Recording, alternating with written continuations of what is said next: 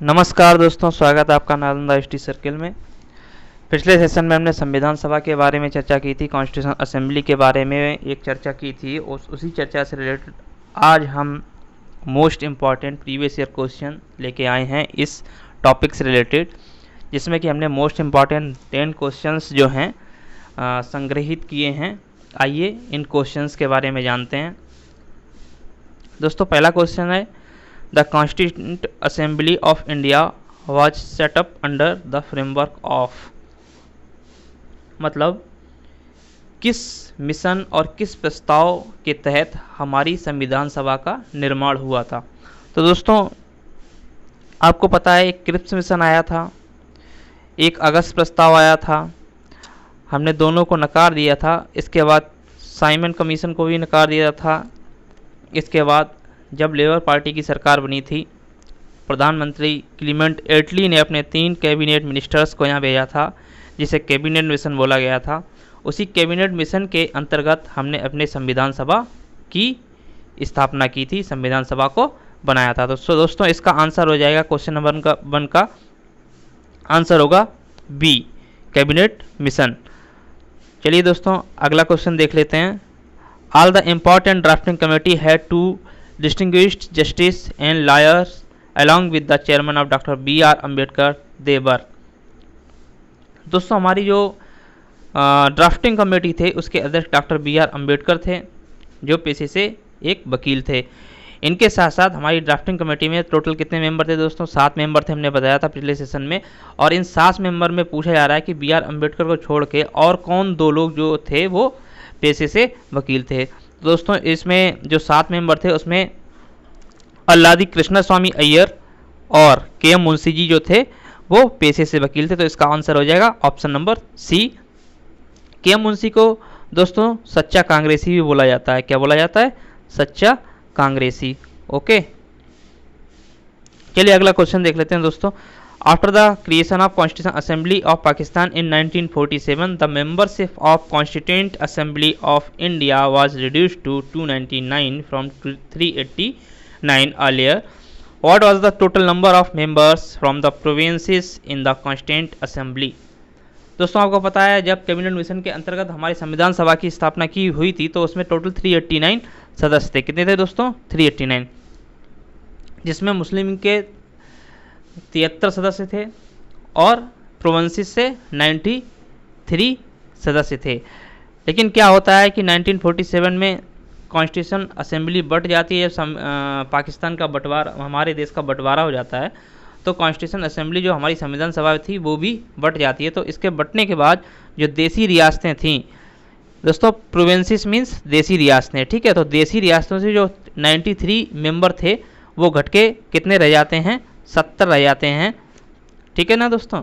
इसमें जो 23 मेंबर होते हैं, 23 देसी रियासतों के मेंबर होते हैं, वो पाकिस्तान की संविधान सभा को ज्वाइन कर लेते हैं। तो इसका आंसर होगा ऑप्शन नंबर बी दोस्तों। ओके, चलिए देख लेते हैं अगला क्वेश्चन क्या है। The constituent assembly of India was passed and adopted on which of the following days. तो दोस्तों, हमारी जो प्रस्तावना है, तो प्रस्तावना में लिखा हुआ है कि आज 26 नवंबर 1949 को हम अपने संविधान को आत्मर्पित करते हैं। तो किस दिन हमारा इन्फोर्स हुआ था, किस दिन एडॉप्ट किया गया था दोस्तों? 26 नवंबर 1949 को हमारा संविधान एडॉप्ट किया गया था।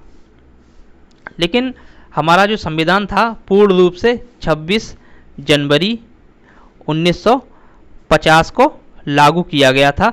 दोस्तों, इस दिन लागू करने का एक विशेष उद्देश्य था, क्योंकि इसी दिन कांग्रेस ने पूर्ण स्वराज दिवस मनाया था। पूर्ण स्वराज दिवस मनाया था, इसलिए इसको हमने इसी दिन को चुना अपने कॉन्स्टिट्यूशन को इन्फोर्स करने के लिए। और ये पूर्ण स्वराज दिवस मनाया गया था 26 जनवरी 26 ऑफ जनवरी 1929 को। कब मनाया गया था दोस्तों? 1929 को पूर्ण स्वराज दिवस मनाया गया था। कौन सा? पूर्ण स्वराज दिवस, ठीक है ना। इसी कारण हमने 26 जनवरी 1950 को चुना अपने संविधान को इन्फोर्स करने के लिए। चलिए अगला क्वेश्चन देख लेते हैं दोस्तों। और इसका ऑप्शन क्या है दोस्तों? 26 नवंबर, इसका ऑप्शन है 26 नवंबर 1949। चलिए अगला क्वेश्चन देख लें दोस्तों।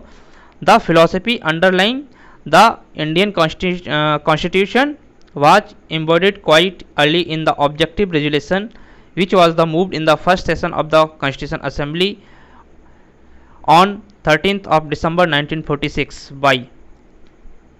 तो ये जो 13 दिसंबर को उद्देश्य प्रस्ताव कौन लेके आया था, ऑब्जेक्टिव रेजुलेशन कौन लेके आया था, तो दोस्तों आपको बताया था हमने पिछले सेशन में कि जो ऑब्जेक्टिव रेजुलेशन था, जो उद्देश्य प्रस्ताव था, उद्देश्य प्रस्ताव को ही हमने क्या माना था, उद्देश्य जो प्रस्ताव था इसी का बदला हुआ रूप जो हमारा था वो क्या था, हमारे संविधान की प्रस्तावना थी। क्या थी, प्रस्तावना क्या थी, उद्देश्य प्रस्ताव का बदला हुआ रूप था। तो इस उद्देश्य प्रस्ताव को कौन लेके आया था दोस्तों, इसको लेके आए थे पंडित जवाहरलाल नेहरू जी।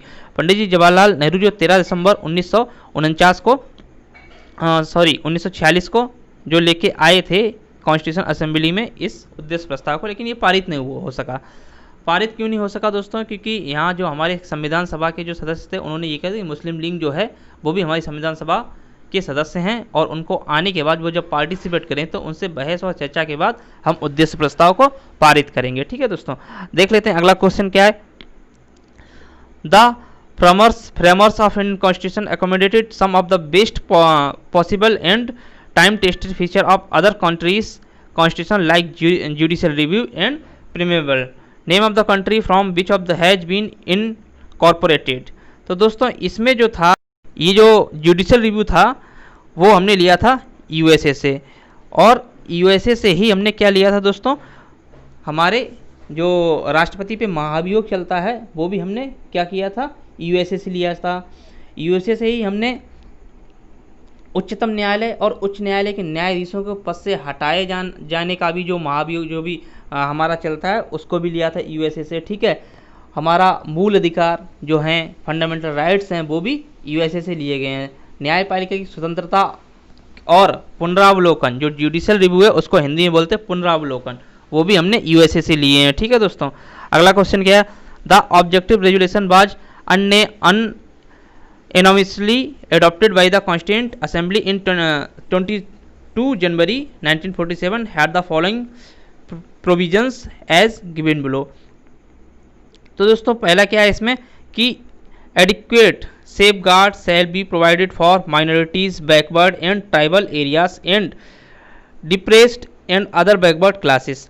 मतलब जो माइनॉरिटीज़ होंगी, जो अल्पसंख्यक समुदाय होगा, अदर बैकवर्ड पिछड़ा वर्ग जो होगा, ट्राइबल एरियाज जो SC ST के जो होंगे उनको जो है एक सेफ गार्ड, एक सुरक्षा प्रदान की जाए कि उनको कोई दबा नहीं सकता है, उनके लिए कुछ अलग से राइट्स कानून बनाए जाएंगे। तो ये हमारा उद्देश्य प्रस्ताव में था या नहीं था।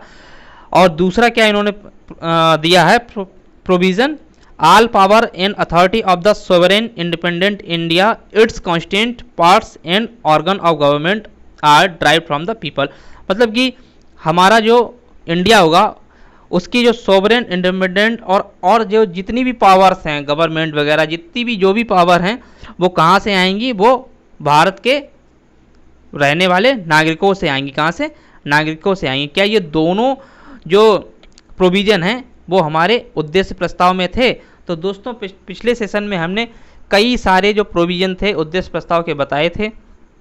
तो हाँ, ये दोनों प्रोविज़न जो हैं हमारे उद्देश्य प्रस्ताव में थे। तो इसका आंसर क्या हो जाएगा दोस्तों, इसका आंसर हो जाएगा हमारा option number c, both 1 and 2। क्या था, which of the statement given above is correct. तो दोनों जो प्रोविज़न थे उद्देश्य प्रस्ताव में थे और इन दोनों प्रोविज़न को हमने बाकायदा संविधान में भी उतारा है। ठीक है दोस्तों, चलिए देख लेते हैं अगला क्वेश्चन क्या। The provisions in the constitution of like constitutional amendment can be done by 2/3 majority in parliament and election of the member of Rajya Sabha on the basis of the proportional representation or incorporated from। कहने का मतलब है दोस्तों कि हम जो अपने constitution में अमेंडमेंट करते हैं 2/3 जो संसद में उपस्थित जो भी या लोकसभा या राज्यसभा में जो उपस्थित 2/3 मेजोरिटी से हम कोई भी बिल को पास करते हैं, तथा इसके साथ साथ राज्यसभा के जो सदस्यों का जो चुनाव होता है प्रोपोर्शनल रिप्रेजेंटेशन से, ठीक है ना, आनुपातिक मतदान पद्धति से जो हम राज्यसभा के सदस्यों का चुनाव करते हैं वो किस देश से लिया गया दोस्तों? वो लिया गया है हमारा साउथ अफ्रीका के कॉन्स्टिट्यूशन से। कहाँ से लिया गया?